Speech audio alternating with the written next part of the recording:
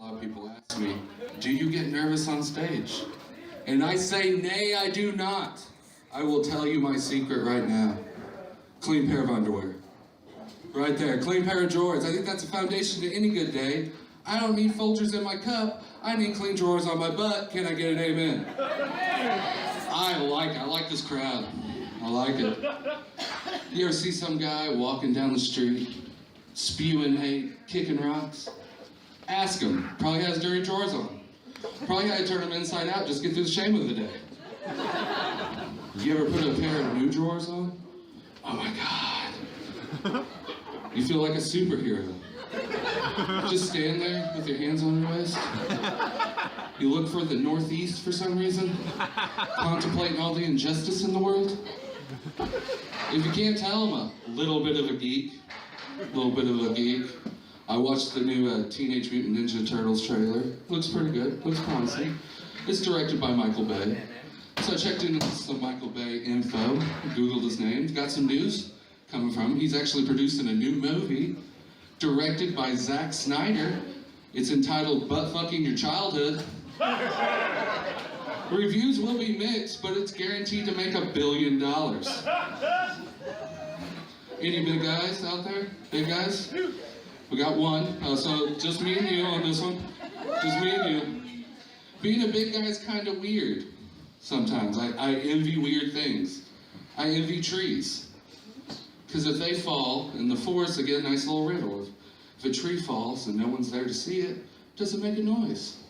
Fat guys don't get that luxury. If we fall, there's always someone there to see it. And we make a noise. But you can't hear it because you're laughing at our fat ass for falling down.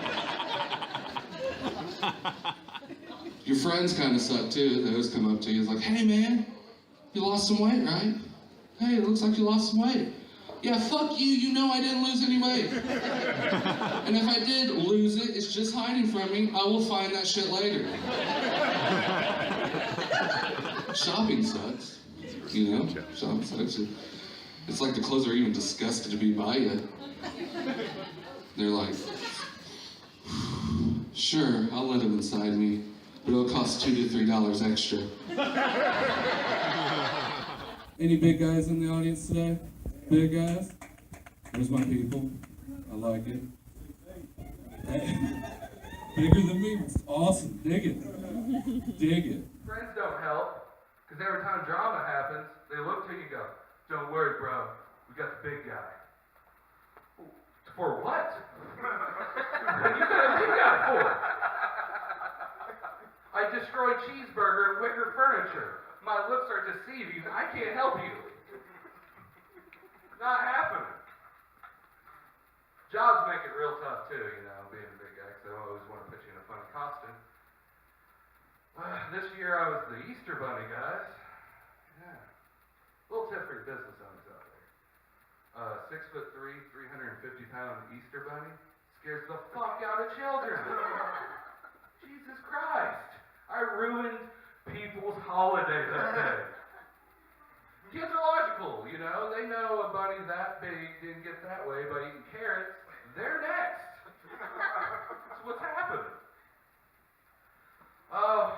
I've been doing comedy for 3 years, but more importantly, I got married and we're celebrating our first year anniversary. Thank you. I appreciate it. It was kind of strange how we first met, because I was over at a grocery store and she just kept coming in. And I just kept shamelessly hitting on her over and over. And, you know, thank you. She finally gave in. She said I was persistent. And I thought that was a good word, because what she considers persistent, other women in the state of Illinois call felony stalking. But it seemed like it worked for her.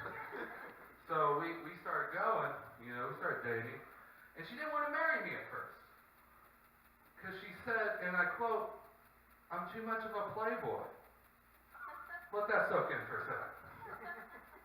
That's why I love Southern Illinois. It's the only place in the whole United States where this could be considered a playboy.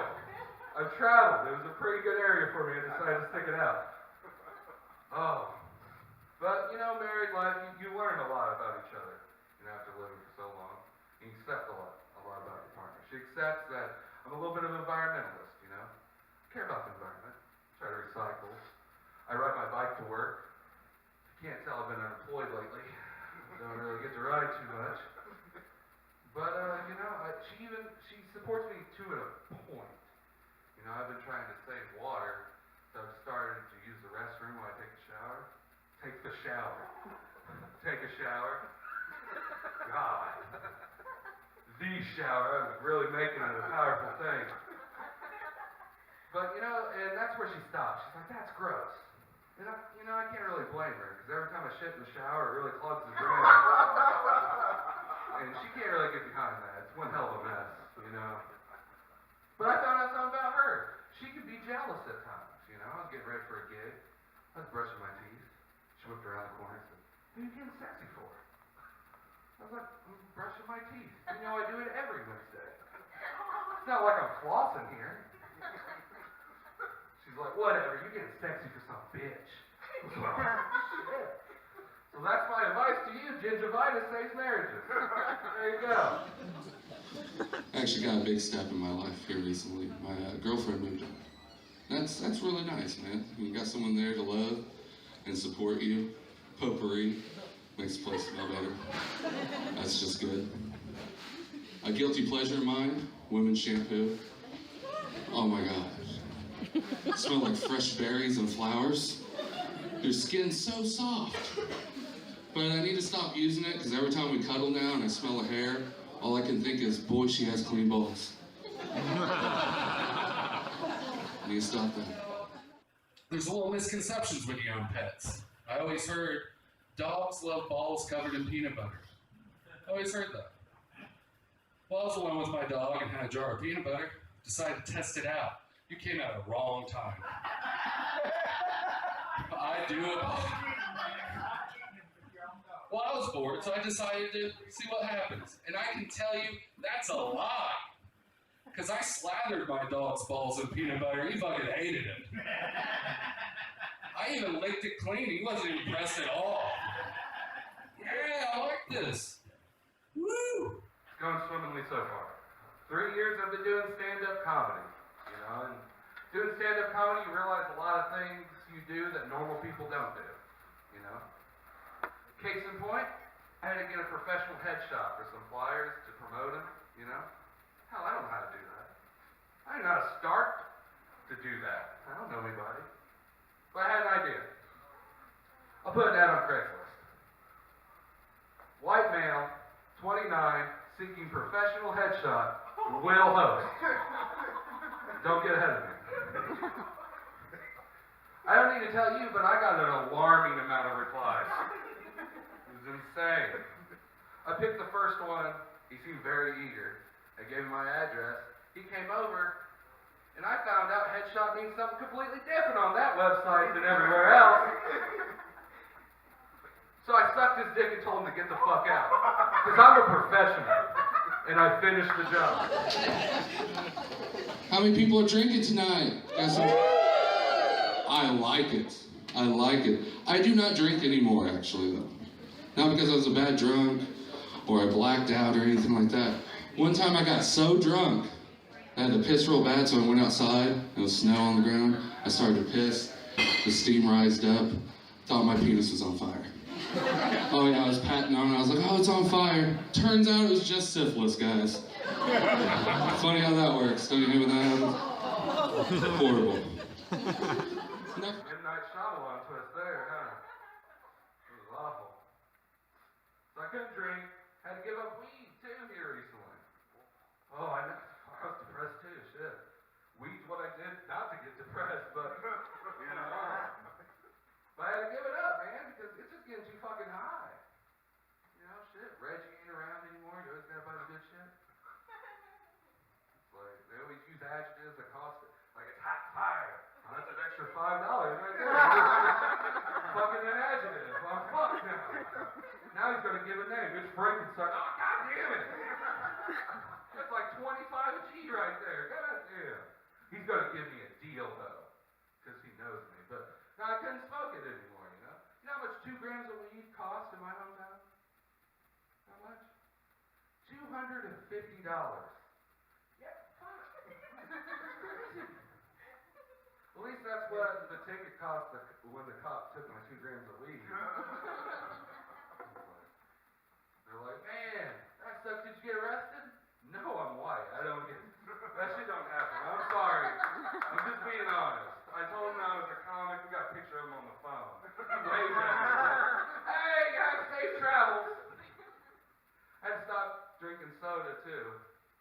You know, I'm trying to live longer for some reason. You watch the news, you're like, why don't I live longer for this? But you're like, yeah, okay, that's what we gotta do. So I quit drinking soda, but I cheat. I get the fizzy flavored waters. Because water has that fucking watery taste, right? I fucking hate it. But I think they're starting to make up flavors too, you know? So I came across one that said it was flavored by wild cherry. And all I could think is, what made that cherry so wild? What's wrong with that cherry? So I just picture that cherry. Leader of a motorcycle gang. Blueberry rights bitch. Look it up. It's true. It gets hardcore in the fruit world. So he's sitting there cleaning his motorcycle as his mother Cherry comes out. Says, you need to go to school and get good grades so you can get in a good juice, or you'll end up in a preservative like your Uncle Larry. He's like, whatever. Kicks rocks in the driveway, born deferment tattooed on his arm. He's a fucking badass, man. Sweet tooth, as you can tell. And I wanted some pie, so I stopped in a diner. I was like, hey, you guys got any pie? And the waitress came back and said, yeah, but the only pie we got is strawberry rhubarb pie, which is equivalent to saying, no, we're out of pie. That pie is garbage, and I'll tell you why.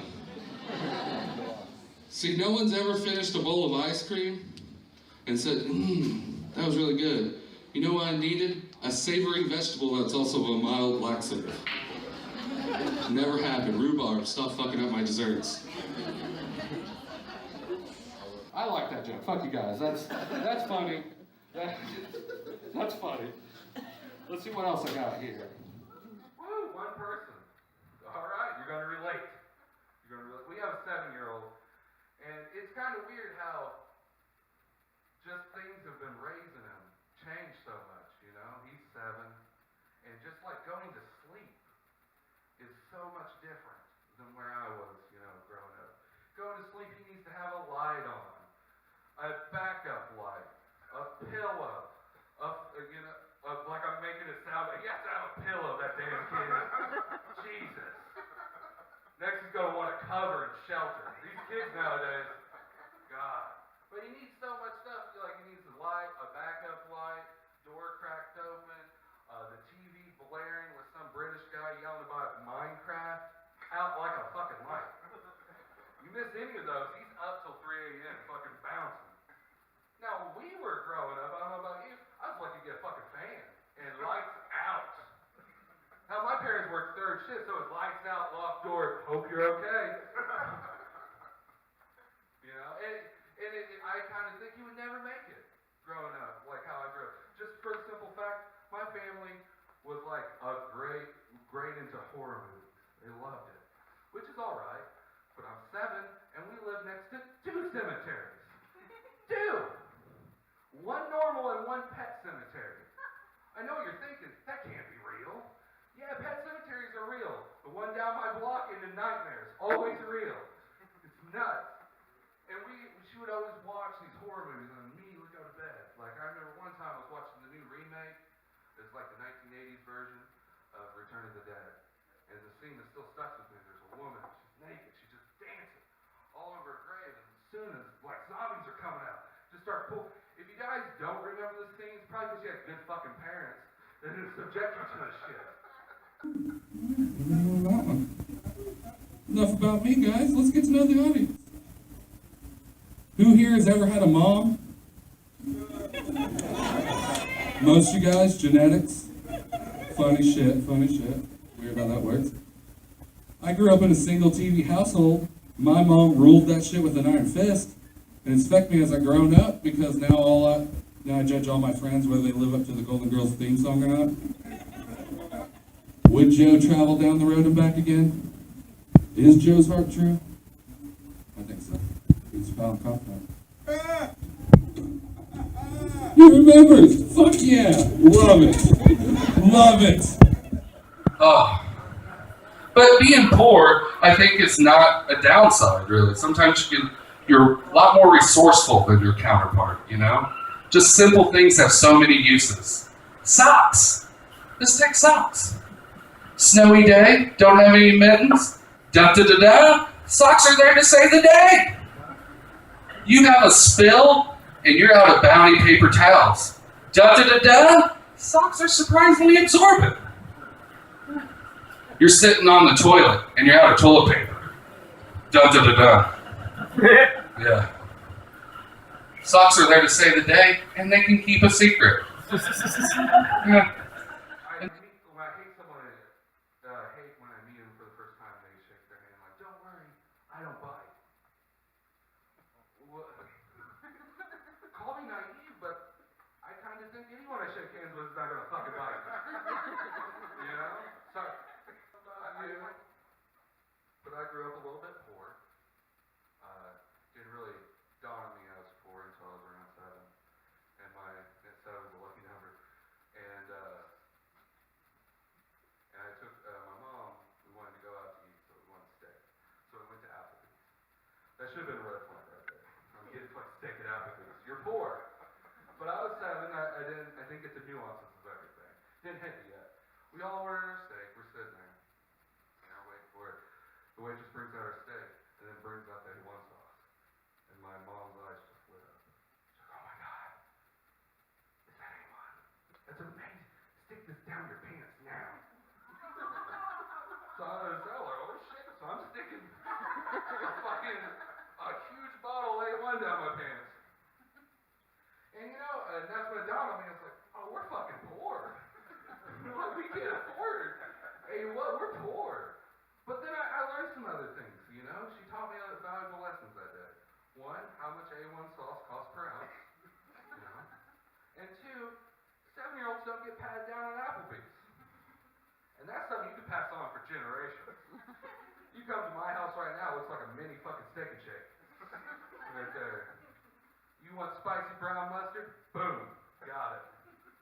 You want ketchup? Boom. 3 different varieties. You want the little steak and shake peppers? No, there's a story behind that though. We found out more stuff about that. We found out that leaks and can burn your 7-year-old. But silver lining, he can keep a secret from his mother. So that's a male bonding experience like no other right there. Yeah! Woo! Ooh, I can't cheer that loud. I've been married for a year. Thank you. Also being poor, you don't get to do things that normal kids get to do. Like, I never got the Kool-Aid man busting through my wall. You know? Mostly because we rented. And that'd be a major fucking lawsuit. But, yeah, it never happened. We had something a little bit different, though. We had the Flavor Aid man, guys. Oh, he's glorious. Twice as bitter, half as sweet. Never busts through their wall, but he always just shows up 2 a.m. complaining because that bitch Helen kicked him out again. He's like bumming his foot, let me in! A few sayings that I've heard growing up just make no sense to me. One is the proof is in the pudding. What secrets do you hold, pudding? What proof do you have? Why my jeans don't fit and I have to wear sweatpants? Got it covered. Think I got that one covered. One is, for Pete's sakes. Who the fuck is Pete? Why do I gotta stop for his sakes? And why are we such friends that I gotta call him Pete? Fuck you, Peter. I'm gonna do what I want. And the last one, there's many ways to skin a cat, people. Just think about that. Many ways to skin a cat. Hey, I got a new saying for you. How about this? Don't skin cats. They're majestic creatures. Cat pelts can't be worth that much on the black market. And if you look at it, it's a little sinister too, because that means one guy has killed and like skinned so many cats, he knows the quickest way. Stop giving this guy cats. Don't even give him a knife. Thanks for the time, guys. I'm Tim. Ross, everyone. Yes. I like how he said he's making budget cuts, but he didn't mention appropriate sized ties. You quit smoking weed? For that bit. Bye.